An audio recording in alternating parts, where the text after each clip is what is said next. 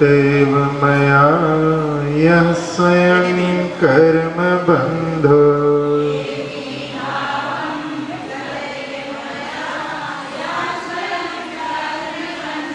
घोरं दुःखं भवगतो दुर्निवारः करोति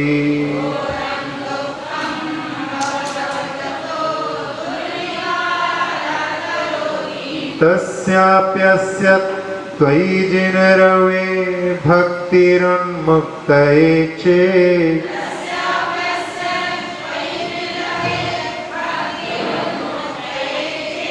जेतुं शक्यो भवति न तया कोपरस्तापहेतुः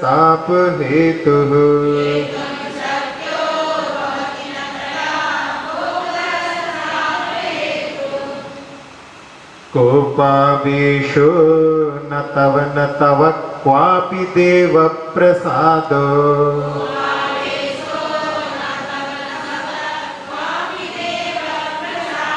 व्याप्तं चेतस्तव हि परमोपेक्षैवानपेक्षम्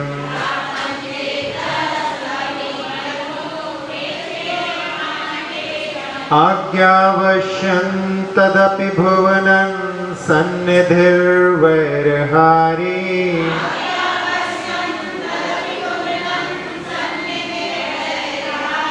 क्वैवं भूतं भुवनतिलकप्राहुवं त्वत्परेषु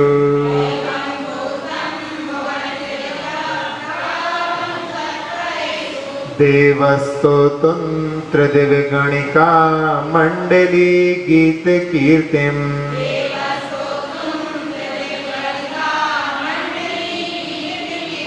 स्तोतुर्ते त्वां सकलविषयज्ञानमूर्तिञ्जनो यः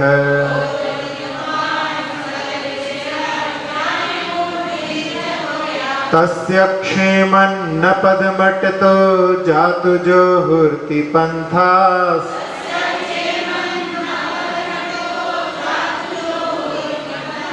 तत्त्वग्रन्थस्मरणविषये नैषमो मूर्तिमर्त्यः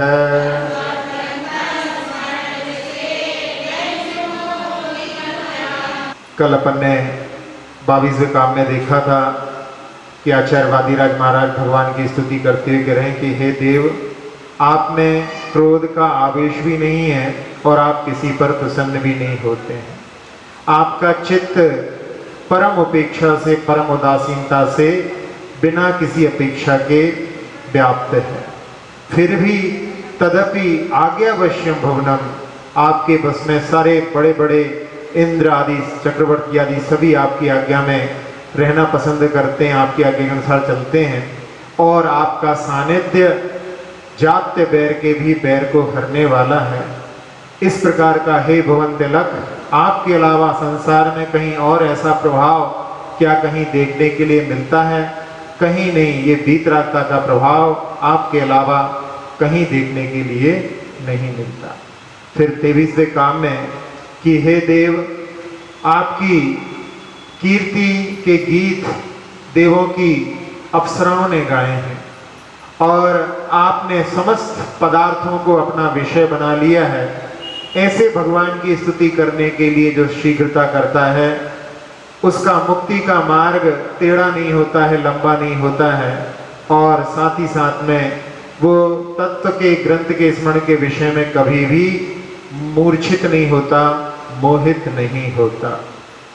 24वें काव्य से प्रारंभ करते हैं। चित्ते कुर्वन्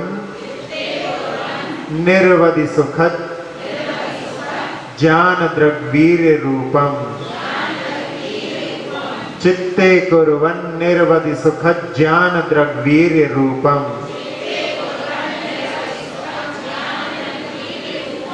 देवत्वान्यः समय नीमा दादरेण स्तवीति, देवत्वान्यः समय नीमा दादरेण स्तवीति, श्रेयो मार्गं सखलु सुकृति तावता पूरयित्वा श्रेयो मार्गं सकल सुकृति तावता पूरयित्वा कल्याणानां भवति विषयः पंचधा पंचितानां कल्याणानां भवति विषयः पंचधा पंचितानां चित्ते कुर्वन् निर्वधि सुख ज्ञान दृग्वीर्य रूपम्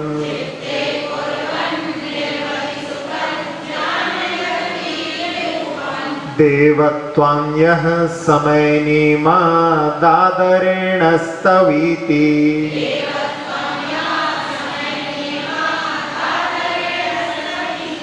श्रेयो मार्गं सकल सुकृति तावता पूरयित्वा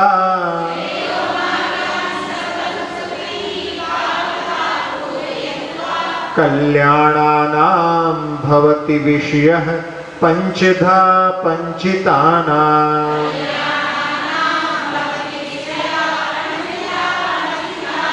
चित्ते कुर्वन् निर्वधि सुख ज्ञान दृग्वीर्य रूपम्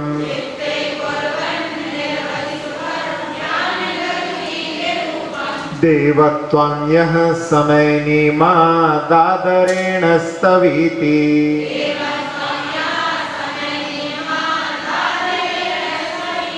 श्रेयो मार्गं सकल सुकृति तावता पूरयित्वा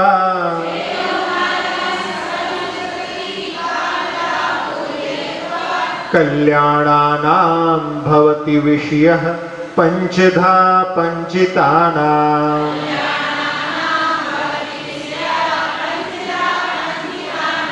पढ़िए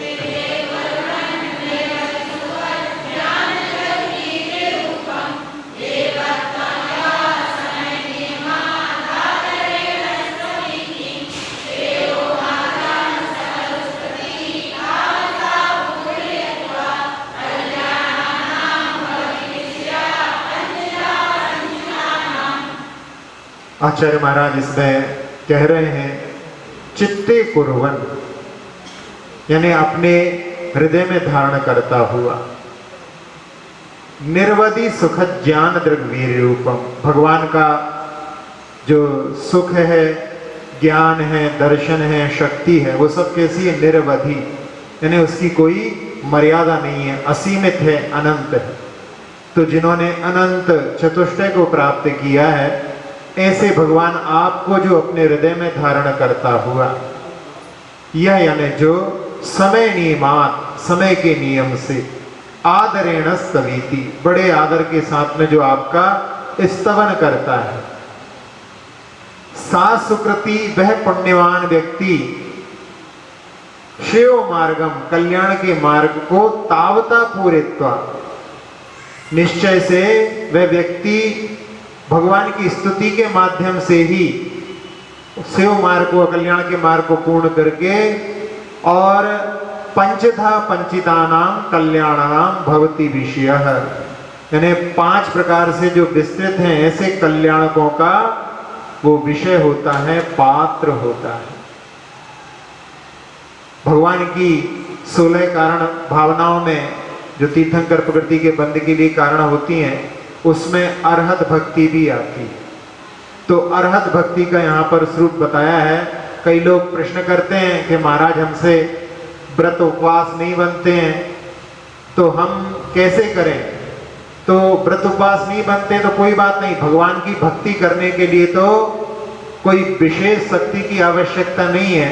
तो यहाँ पर करें उतने मात्र से अरहत भक्ति के अरहत भक्ति के द्वारा, लेकिन भगवान को अपने हृदय में धारण करके आदर के साथ में जो उसका समय है उस समय में तीनों संध्या काल आदि में भगवान की स्तुति बड़े आदर के साथ में करना चाहिए। और निश्चय से उतने मात्र से यानी अरहत भक्ति मात्र से ही वो कल्याण के मार्ग को पूर्ण करता हुआ पंच कल्याणकों का पात्र अर्थात तीर्थंकर प्रकृति का बंधन करके और तीर्थंकर पद को प्राप्त करता है। अब यहाँ हृदय में भगवान को धारण करता हुआ। ज्ञान भगवान के पास में तो अनंत है, लेकिन हम लोगों के पास में सीमित ज्ञान है, लेकिन ज्ञान तो है। तो यहां जैसे बताया था कि बीज रूप में अपने पास ज्ञान है, वही वृक्ष के रूप में अनंत पने को प्राप्त हो सकता है। दर्शन भी ऐसा ही हमारे पास सीमित है, इसी प्रकार से सुख भी सीमित है और शक्ति भी सीमित है, लेकिन भगवान के पास में ये चारों चीजें अनंत रूप में। अब ज्ञान भगवान का कितना विस्तृत है अनंत के लिए, तो वहां कहा कि जीव अनंतानंत है। संख्या कितनी जीवों की? अनंतानंत जीव हैं, और एक एक जीव के साथ में ही बहुत सारे पुद्गल परमाणु लगे हुए हैं, तो उनसे भी अनंत गुणे पुद्गल हैं। और धर्म द्रव्य, अधर्म द्रव्य और आकाश द्रव्य, ये तीनों एक एक हैं। वैसे पूरे लोकाकाश में फैला हुआ है धर्म द्रव्य अधर्म द्रव्य, और आकाश के दो भेद हो जाते हैं, एक लोकाकाश और एक अलोकाकाश। तो अलोकाकाश अनंत है, लेकिन फिर भी आकाश एक द्रव्य की अपेक्षा से एक है। और काल जो है पूरे लोक में असंख्यात परमाणु हैं, उसके पुद्गल परमाणु जैसे ही, तो वो असंख्यात है। इन सब की तीनों काल की एक एक पर्याय को केवल ज्ञान अपना विषय बना लेता है, सब कुछ जानता है, कुछ भी अतिक्रांत नहीं है, केवल ज्ञान के विषय से सब कुछ उसके गर्भ में समाहित हो जाते हैं। केवल ज्ञान के लिए उपमा दी जाती है, शायद पहले भी बताया हो, समुद्र के समान उसको उपमा दी जाती है।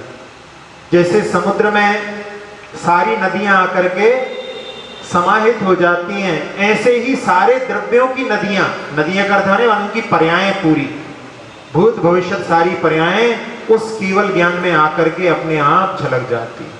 हम लोगों को ज्ञान करने के लिए अपने उपयोग को बाहर ले जाना पड़ता है, लेकिन उनके केवल ज्ञान में स्वभाव से ही वहां पर जैसे नदियां अपने आप जाकर के समुद्र में मिल जाती हैं, ऐसे ही उनके ज्ञान में सब कुछ समाहित हो जाता है। तो ऐसा असीमित ज्ञान, अनंत ज्ञान के स्वामी भगवान होते हैं। दूसरा दर्शन। दर्शन का अर्थ देखना होता है, लेकिन दर्शन का अर्थ देखना, अपन जैसे कहते हैं हम आंखों से देखते हैं, लेकिन हम आंखों से केवल जानते हैं। हम हाथों से छूते हैं, वो भी हमारा जानना ही है। हम गंध के माध्यम से, नासिका के माध्यम से गंध को जानते हैं, सूंघते कहते भले, लेकिन वो भी जानना ही है। और नेत्रों के माध्यम से देखना भले कहें, लेकिन वो भी हमारा जानना ही है। कानों के माध्यम से हम सुनते हैं, वो भी हमारा जानना ही है। तो देखना क्या? देखने के लिए आगम में वैसे दर्शन और ज्ञान को की सामान्य प्रतिभास को दर्शन और विशेष प्रतिभास को ज्ञान कहा जाता है, लेकिन विशेष रूप से समझना हो तो वहां पर दर्शन जो होता है वो अपनी आत्मा को छूना, आत्मा को स्पर्श करना, वो दर्शन होता है। हम किसी पदार्थ को जब जानते हैं और उसके बाद में उसको छोड़ करके किसी दूसरे पदार्थ को जानते हैं, उसके बीच में हमारा आत्मा का पुरुषार्थ जो होता है आत्मा की ओर जाता है, अपना पुरुषार्थ जो है आत्मा की ओर जाता है, वही दर्शन होता है।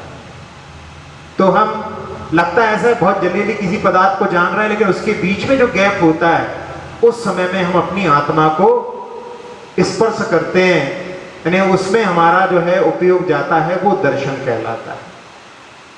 जैसे ऊंची कूद आदि होती है, उसमें व्यक्ति जब वहां पर जंप लगाता है तो जो जितनी बड़ी जंप लगाता है उतना उसका वहां पर पहले नीचे पैरों के माध्यम से वहां पर नीचे वो वहां पर जोर लगाता है, उधर निशान भी बन जाते हैं। जो जितनी लंबी जंप लगाता है उसके उधर भी उतने ज्यादा वहां पर प्रेशर पड़ता है, उसके माध्यम से उतने बड़े निशान वहां पर पड़ जाते हैं।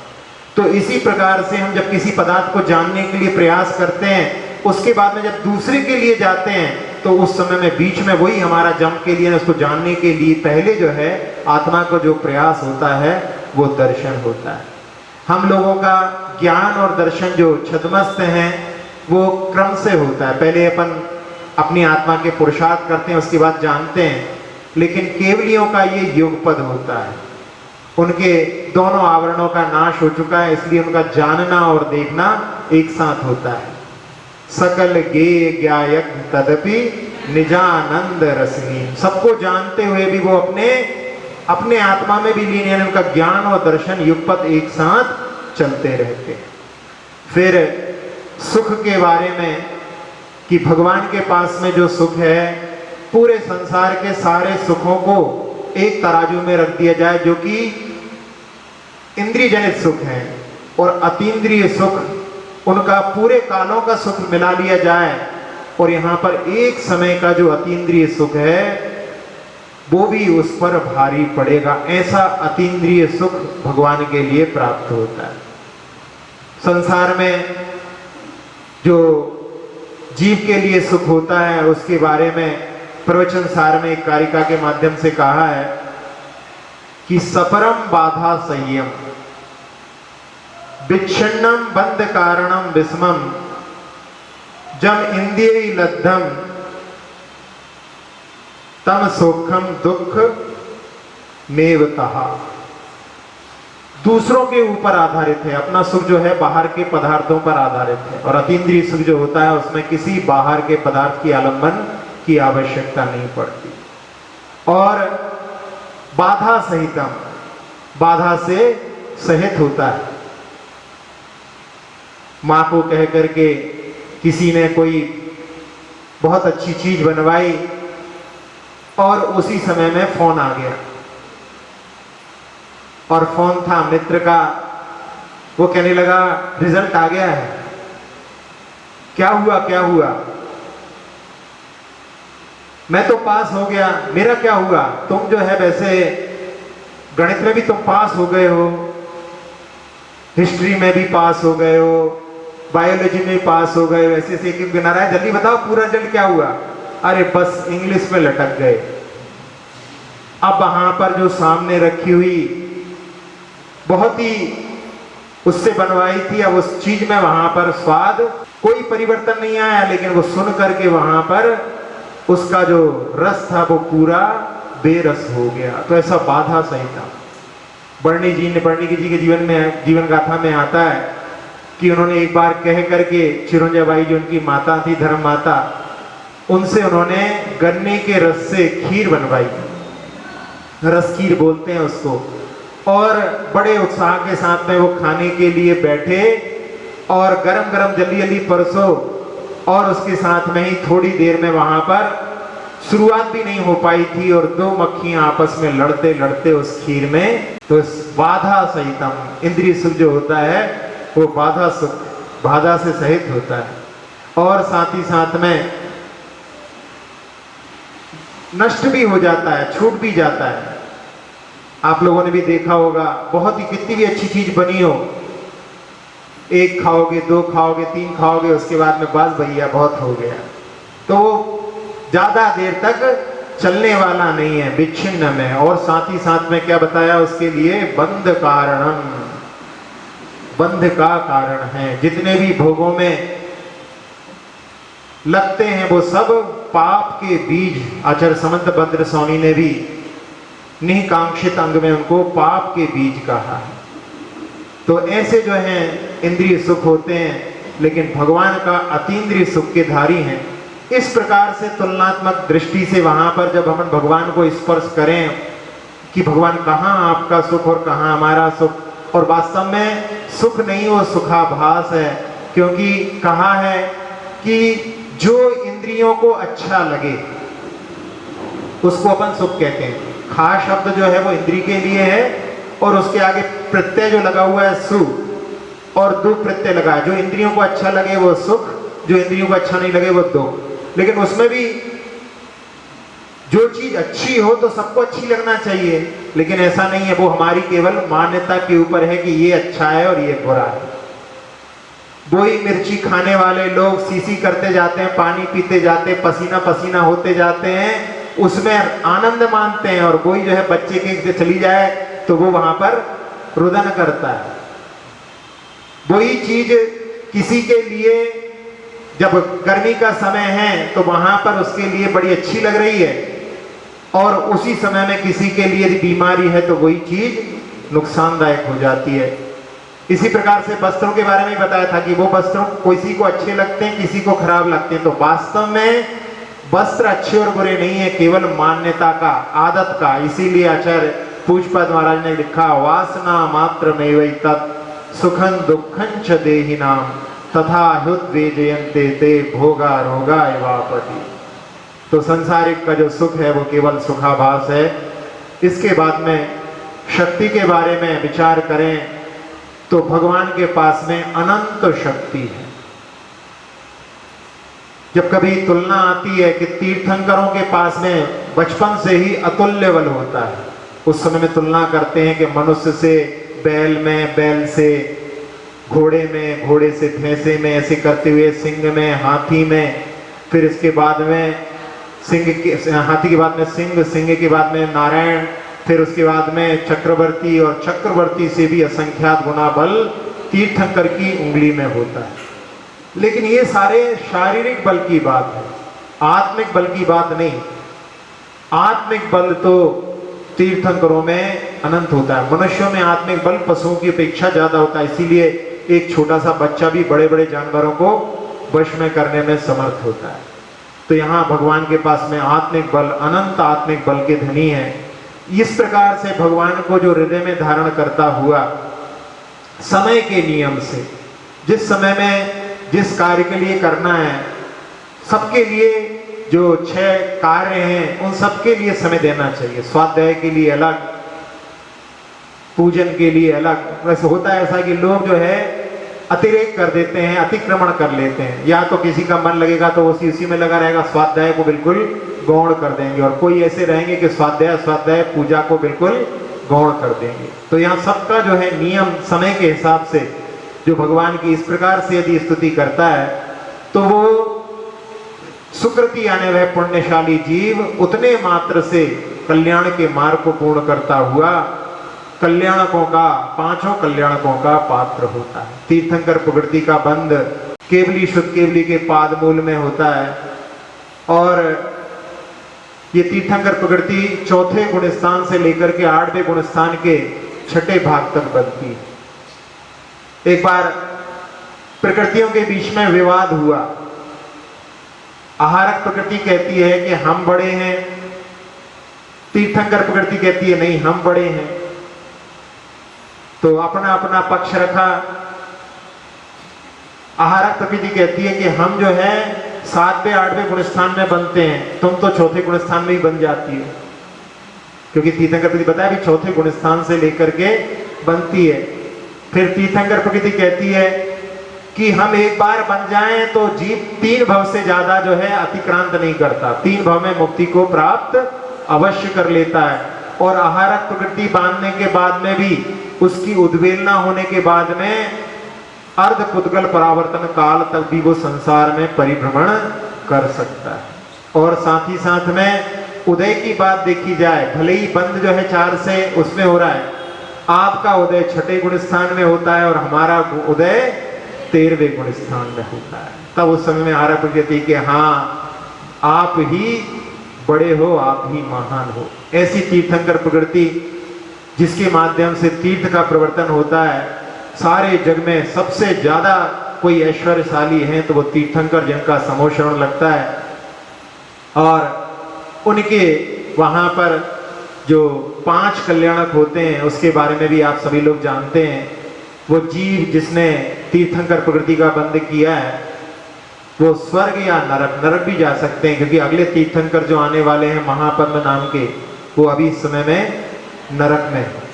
वहां पर 45 लाख योजन का जो प्रथम बिल है वो उसी में, वहां पर 90,000 तक की आयु वाले जीव रहते हैं और उनकी 84,000 आयु है, इसलिए पहले इंद्रक बिल में वो वहां पर अभी विराजमान है। तो स्वर्ग या नरक में जाते हैं, और 6 महीने पहले यहाँ पर आने के पहले ही उस नगरी को इंद्र की आज्ञा से कुबेर आकर के स्वर्णिम कर देते हैं और रत्नों की वर्षा प्रारंभ हो जाती है। फिर गर्भ में आने के पहले माता 16 स्वप्न देखती है और चारों निकाय के देव आकर के उनके गर्भ कल्याणक को बड़े उत्साह के साथ में मनाते हैं। और 15 महीने तक रत्नों की वर्षा के बाद में उनका जन्म होता है। जिस समय तीर्थंकर का जन्म होता है उस समय में तीनों लोक में, नरकों में भी थोड़ी देर के लिए वहां पर उनको शांति की अनुभूति हो जाती है। ऐसे भव्य जीव का, जो कि तीर्थ का प्रवर्तन करने वाला है, उसके जन्म से ऐसा प्रभाव पड़ता है। और फिर उसके बाद में उनके जन्म कल्याणक के उत्सव को मनाने के लिए चारों निकाय के देव आते हैं। क्या क्या, किस किस के माध्यम से पता पड़ता है? चार निकाय के देव है, वहां पर कहां कहां क्या क्या होता है मालूम है? कहीं पर घंटा बजता है? कहां पर बजता है घंटा? ज्योतिष विमान में, वहां पर सिंहनाद होता है। और भेरी बजती है भवनवासियों के यहाँ पर, घंटा कल्पवासियों के यहाँ पर है, सिंहनाद ज्योतिष में है। फिर कौन सा बचा है? व्यंतरों के यहाँ भेरी है, ज्योतिष के यहाँ पर सिंहनाद है, और घंटा कल्पवासियों में है। फिर भवनों में शंख बजते हैं, भवनों में शंख बजते हैं। उसके माध्यम से उन लोगों को, सभी को ज्ञात हो जाता है। और इंद्र ऐरावत हाथी पर बैठ करके, ऐरावत हाथी भी वहां पर देवों के द्वारा निर्मित होता है, जिसके कई सिर होते हैं और एक एक जहां पर दांत रहते हैं हाथी के, उन कई हाथ में जितने सिर रहते हैं, 32 सिर रहते हैं, तो 32 जो वहां पर 64 दांत होते हैं, एक एक दांत पर वहां पर कमल वन होता है और वहां पर अप्सराएं नृत्य करती हैं। ऐसे ऐरावत हाथी पर वो बैठ करके और सारे चारों निकाय के देवों के साथ में वहां पर भगवान की, जहां पर जन्म हुआ है उस नगरी की 3 परिक्रमा देते हैं। उसके बाद में शची वहां पर प्रवेश करती है जहां पर भगवान का जन्म हुआ, और माता को वहां पर सुला करके कि जब तक वापस नहीं आए तब तक उनकी निद्रा नहीं टूटे, और उस बालक को लेकर के एक मायामयी पुत्र वहां पर रख करके और ला करके जब इंद्र को देती है, तो इंद्र उनके रूप को देख करके 1000 नयनों से भी तृप्ति को प्राप्त नहीं होता। फिर मेरू पर ले जा करके उनका अभिषेक होता है। उसके बाद में, आने के बाद में वहां पर उत्सव मनाते हैं। 10 भवों के उनके परिचय वहां पर, 10 दशावतार नाटक का वहां पर प्रदर्शन करते हैं। इस प्रकार से उनका जन्म कल्याणक होता है। और किसी निमित्त से जब उनको वैराग्य हो जाता है तो उस समय में लोकांतिक देव आकर के उनके उत्साह का और वर्धन करते हैं कि धन्य देव, आपने अच्छा निर्णय किया। वो लोकांतिक देव और कहीं नहीं जाते, केवल भगवान के दीक्षा कल्याणक के लिए आते हैं। उसके बाद में केवल ज्ञान की प्राप्ति होती है, और यानी मुनि बनने के बाद में फिर उनकी केवल ज्ञान की प्राप्ति होती, तो समोषण की रचना होती है। और आर्य क्षेत्र में विहार होने के बाद में, जैसे अभी वर्तमान की 24वीं में 1 महीने पहले बहुत सारे तीर्थंकर, जिसमें केवल 2 तीर्थंकर को 22 तीर्थंकर 1 महीने पहले सिद्ध क्षेत्र पर पहुंच गए। आदिनाथ भगवान 14 दिन पहले और महावीर भगवान 2 दिन पहले वहां पर उस क्षेत्र पर पहुंचे, और वहां पर उनका 2 दिन के बाद में उन्होंने निर्वाण को प्राप्त महावीर भगवान ने किया। उस समय में फिर चारों निकाय के देव आकर के उनके निर्वाण कल्याणक का आयोजन करते हैं, और इंद्र वज्र के माध्यम से उस शिला के ऊपर चरणों को उत्कीर्ण कर देता है।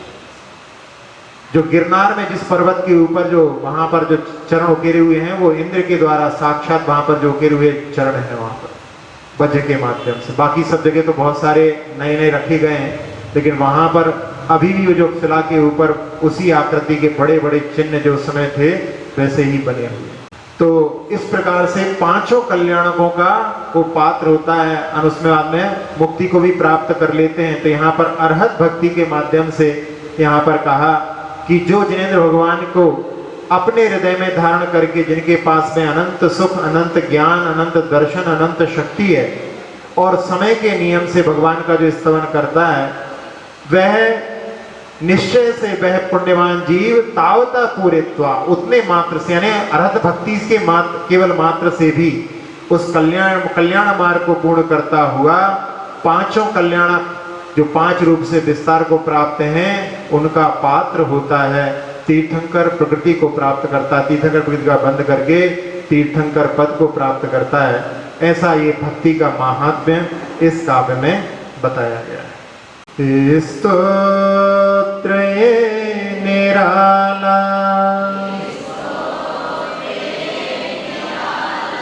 भवरोग हरने वाला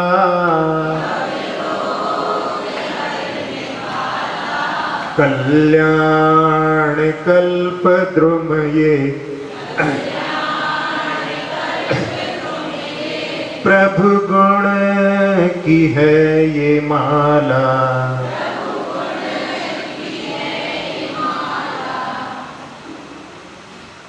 सुख ज्ञान दर्श शक्ति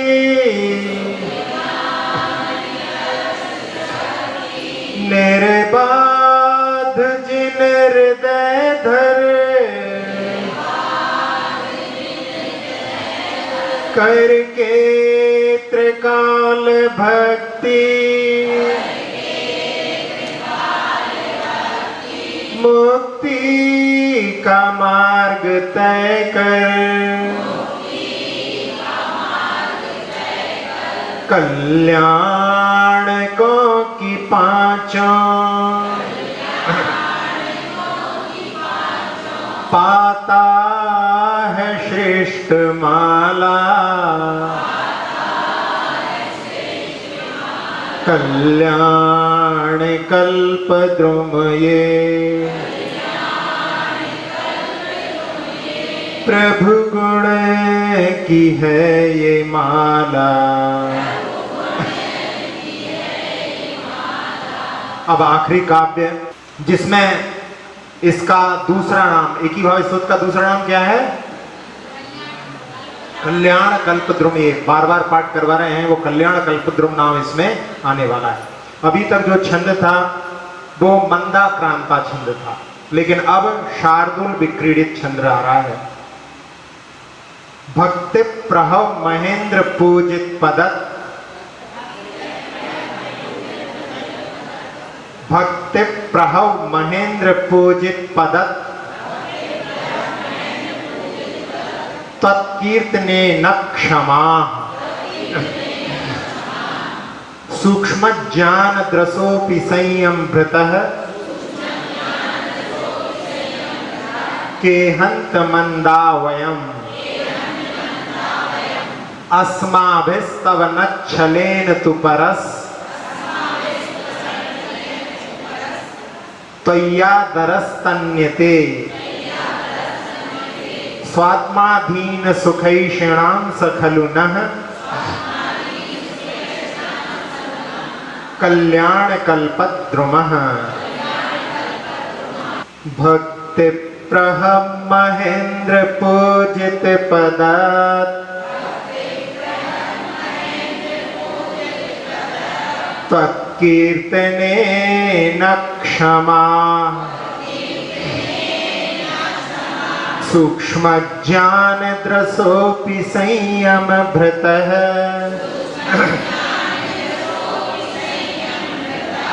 के हंत मंदा वयम्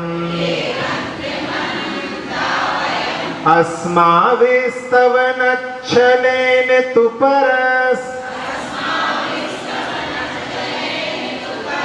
त्वय्यादरस्तन्यते स्वात्माधीन सुखैषिणां स खलु नः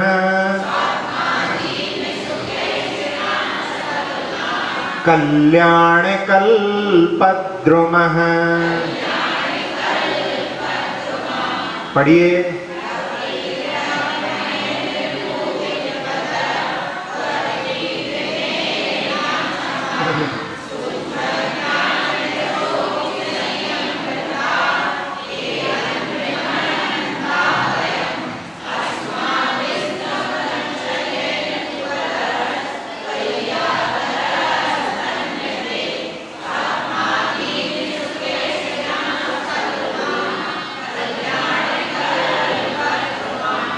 कल्याण कल्पद्रुमः।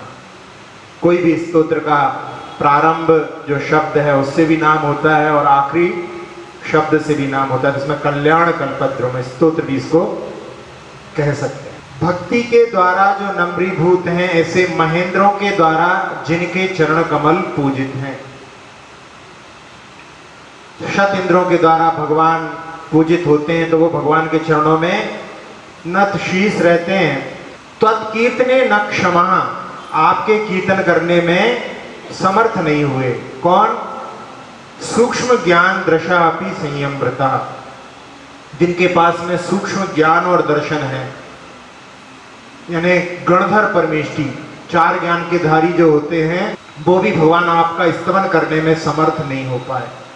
के हंत मंदावयम, फिर भगवान हम जैसे मंद बुद्धि कैसे आपका स्तवन कर सकते हैं? खेद है। अस्मा भी यानी हमारे द्वारा, स्तवन छलेन, स्तवन के छल से, तो ही यानी आपके विषय में परह आदरह तन्यते, यानी उत्कृष्ट आदर जो है विस्तृत किया जा रहा है। स्वात्माधीन सुखैषिणाम, यानी आत्मा के अधीन जो सुख है उसकी इच्छा करने वाले, यानी मोक्ष सुख की जो इच्छा करने वाले हैं, उनके द्वारा जो स्तवन किया जा रहा है उसके लिए कहा जा रहा है कि वो कल्याण कल्पद्रुमः, वो हमारे लिए कल्याण का कारण बने, यानी कल्याण करने वाले कल्प वृक्ष के समान बने। भाव समझ में आया कि जिन भगवान की स्तुति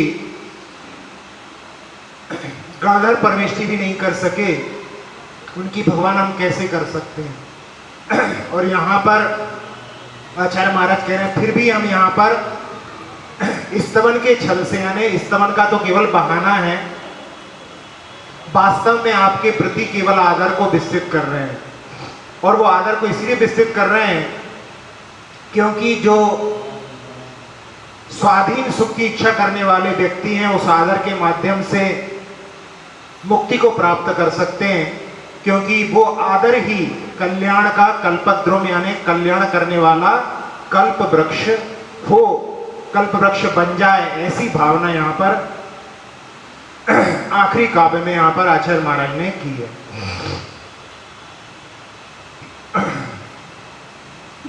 अब यहाँ पहले भी अपन ने जब और काव्यों को जो पढ़ा था उसमें देखा था कि भगवान के अनंत गुण हैं और अनंत गुणों का पार अनंत ज्ञानी ही प्राप्त कर सकते हैं। श्रुत ज्ञान के माध्यम से हम केवल संख्यात तक ही जा सकते हैं, मति शुद्ध के माध्यम से, और अवधि ज्ञान के माध्यम से अपन असंख्यात तक भी, जिनके पास में अवधि ज्ञान होता है वो असंख्यात तक भी जा सकते हैं। लेकिन महपरे ज्ञान के साथ में भी असंख्यात यानी सीमित ही है। अनंत को जानने के लिए अनंत ज्ञान की आवश्यकता होती है। इसलिए भगवान का गुणों का वर्णन करने में गणधर परमेष्टि भी जो चार ज्ञान के धारी हैं वो भी समर्थ नहीं हो सकते। फिर यहाँ पर प्रश्न आएगा कि जब वो गणधर परमेष्टि भी जब भक्ति नहीं कर सके तो आप क्यों कर रहे हैं? तो यहाँ पर कह रहे हैं कि स्तवन के माध्यम से हम केवल आदर प्रकट कर रहे हैं। आचार्य महाराज यहाँ पर यही बता रहे हैं कि हम स्तवन के माध्यम से केवल आपके प्रति आदर प्रकट कर रहे हैं। और आदर भी क्यों? क्योंकि वो आदर ही कल्प वृक्ष के समान मन चाहा फल देने में समर्थ है। इसलिए हम यहाँ पर आपके प्रति केवल आदर प्रकट कर रहे हैं। वास्तव में स्तवन करने में तो जब गणधर परमेष्टि समर्थ नहीं हुए तो हमारा भी कोई स्तवन नहीं। अब यहाँ मनःपरे ज्ञान के बारे में वैसे पहले का आपको उदाहरण सुनाया था। किसके बारे में? यशोधर मुनिराज के बारे में। एक और उदाहरण सुनाते हैं आपके लिए। एक बार एक राजपुरोहित राजा के साथ में एक सरोवर के पास स्नान करने के लिए गए और राजा ने अपनी अंगूठी राजपुरोहित को दे दी। और जब राजपुरोहित घर पहुंचे तो वो अंगूठी उनके उंगली में नहीं थी। तो अब राजा की अंगूठी जो है, उंगलियां मोटी मोटी थी तो अंगूठी भी जो थोड़ी बड़ी थी, और उनके हाथ में ढीली होने के कारण में फिसल गई।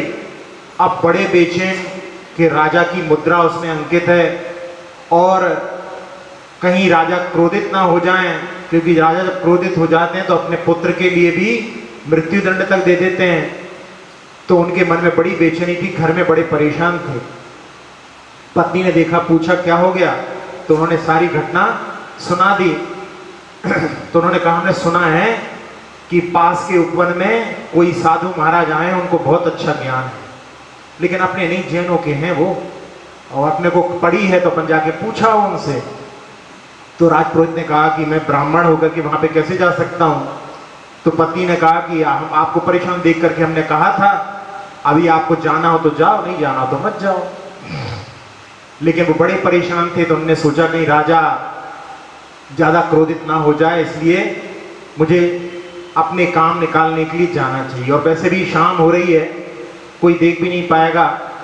और वहां पर जब पहुंचे तो संध्या काल का समय था, तो उसके समय में वहां पर कुछ श्रावक महाराज जी के पास में बैठे हुए थे।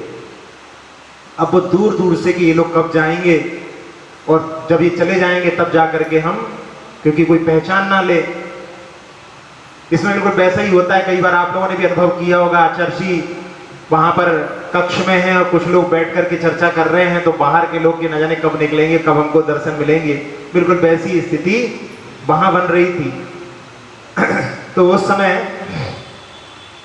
वो लोग जब निकल करके चले गए और ये वहां पर टहल रहा था, तो महाराज ने स्वयं कहा कि सूर्य मित्र घबराओ नहीं, तुम्हारी अंगूठी सुरक्षित है। नाम भी बता दिया और अंगूठी के बारे में बता दिया। तो बिल्कुल दौड़ा दौड़ा गया और उनके चरणों में बिल्कुल एकदम नतमस्तक हो गया। महाराज मिल जाएगी? कहले हाँ हाँ मिल जाएगी, चिंता मत करो, तुम्हारे हाथ से गिर गई थी वहां पर, और वहां पे नीचे सरोवर में, ऊपर तुम वहां पर थे और वहां से गिर गई। लेकिन तुम ऐसा मत करना कि अभी जाकर के वहां पर खोजो, क्योंकि वो गिरी है कमल के अंदर, और कमल सूर्यास्त होने के कारण में बंद हो गए, तो कल सुबह जाओगे तो तुमको वहां पर वो सुरक्षित मिल जाएगी। ऐसा ही हो, भगवान मिल जाए और वो फिर मैं आपके पास मिल जाएगी तो मैं फिर आपके पास आता हूं, और कह करके चला गया। दूसरे दिन जब उसको मिल गई तो बड़ा प्रसन्न हुआ कि इनके पास में कैसा ज्ञान है, यदि ये ज्ञान मेरे हाथ में लग जाए तो पूरे विश्व में मेरी ख्याति हो जाए, इसको तो प्राप्त करना चाहिए, ये कला तो उनके पास में, ये विद्या तो प्राप्त करना चाहिए। और वो गया महाराज के पास में कि महाराज ये विद्या आप हमें दे दो। तो महाराज ने कहा कि ऐसे प्राप्त नहीं होती, इसके लिए दिगंबर होना पड़ता है। तो उसने सोचा कि ये विद्या प्राप्त करने के लिए थोड़े दिन के लिए दिगंबर भी हो जाए तो क्या बाधा है, मैं अभी पत्नी से पूछ करके आता हूँ। तो महाराज ने कहा हाँ देख लो अपना जैसा हो। वो गया पत्नी से बोल करके कि थोड़े दिन में मैं विद्या प्राप्त करके और उसके माध्यम से सब कुछ ज्ञान हो जाएगा। और जा करके वो दीक्षित हो गया। दीक्षित होने के बाद में कहता है कि लाओ दो हमको विद्या। महाराज ने कहा ऐसे थोड़ी ना मिलती है, पहले अध्ययन करो। फिर उन्होंने वहां पर अध्ययन करना प्रारंभ किया। तो प्रथमानुयोग, करणानुयोग, चरणानुयोग, इस प्रकार से करते करते और साथ साथ में विहार भी चलता रहा।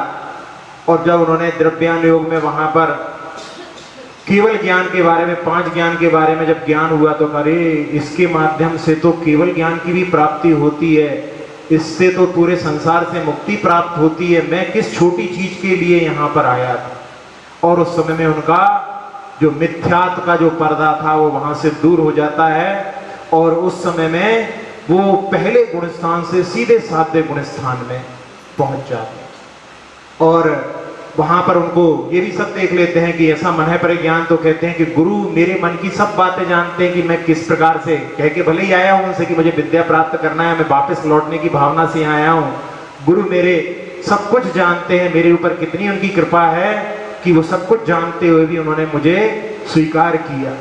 और उसके बाद में विहार करते करते जब चंपापुर के दर्शन उन्होंने किए तो उस समय में उनके लिए मनः पर्याय ज्ञान भी प्राप्त हो गया। फिर पहले ही जैसे लौटने के लिए बात तो खत्म हो गई थी, पत्नी जो जैसा करना वो करे, हम तो अब यहाँ मुक्ति के मार्ग पर ही आगे बढ़ेंगे। तो ऐसे जो है मनः पर्याय ज्ञान होता है, ऐसे मनः पर्याय ज्ञान से भी युक्त जो होते हैं, ऐसे 4 ज्ञान के धारी मुनिराज जो गणधर स्वामी होते हैं वो भी भगवान के पूर्ण गुणों का पार नहीं पा सकते। जैसे बताई दिया है कि सीमित ज्ञान है, वो भी सीमित ही है। तो हम जैसे व्यक्ति कैसे भगवान आपकी आराधना कर सकते हैं?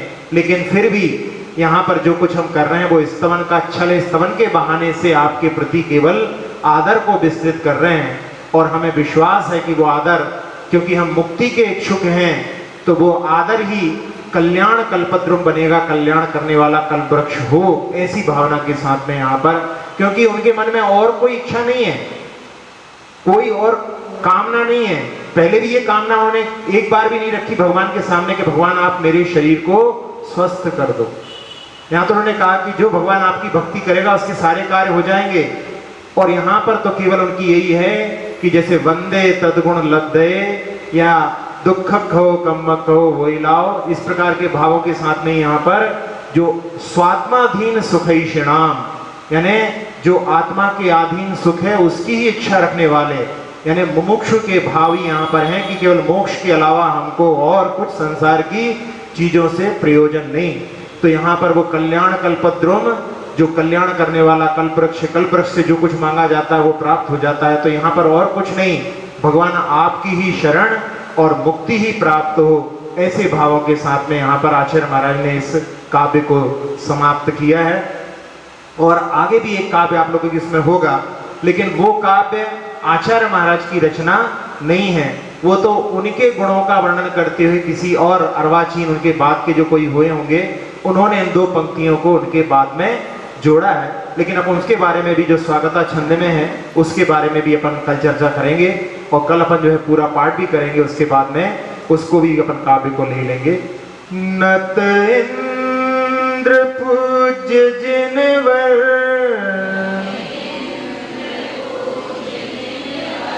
गणधर भी जब है हारे,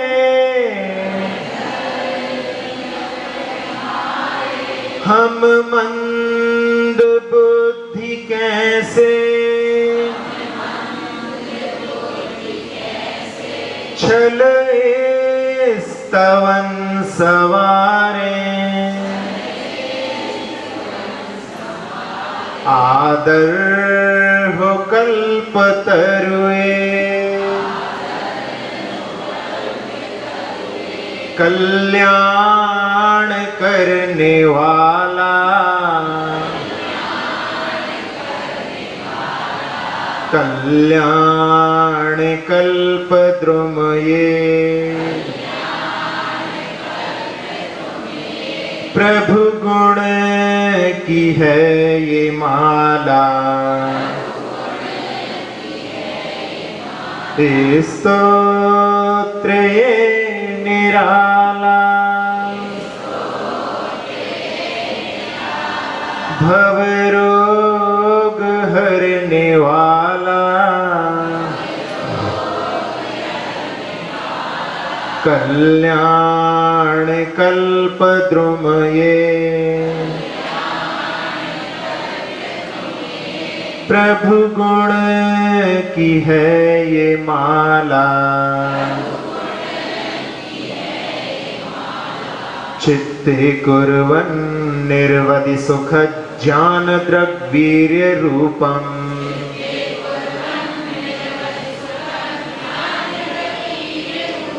देवत्वान्यः समयनीमा दादरेण स्तवीति,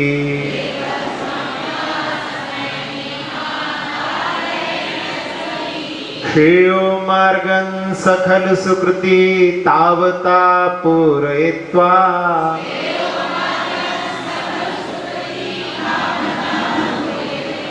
कल्याणानां भवति विषयः पंचधा पंचितानां,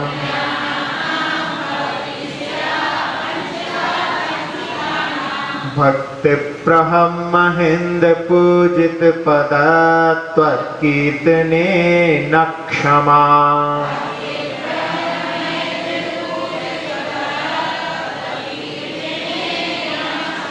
सूक्ष्म ज्ञान दृशोऽपि संयम भृतः के हन्त मंदावयम्,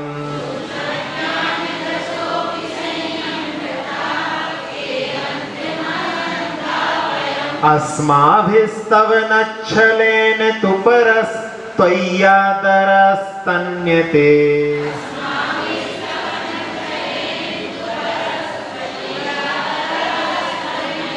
स्वात्माधीन सुखैषिणां खलु नः कल्याणकल्पद्रुमः।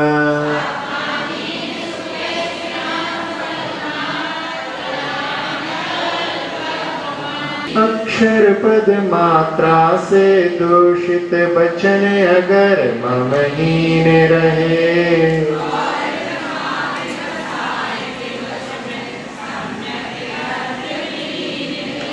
जिन वाणी माता मेरी उन सब त्रुटियों को क्षमा करें।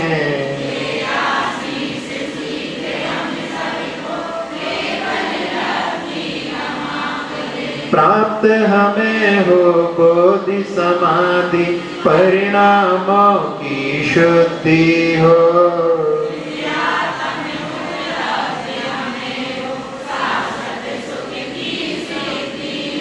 चिंतित वस्तु दात्री माता चिंतामणि उपमा भाति।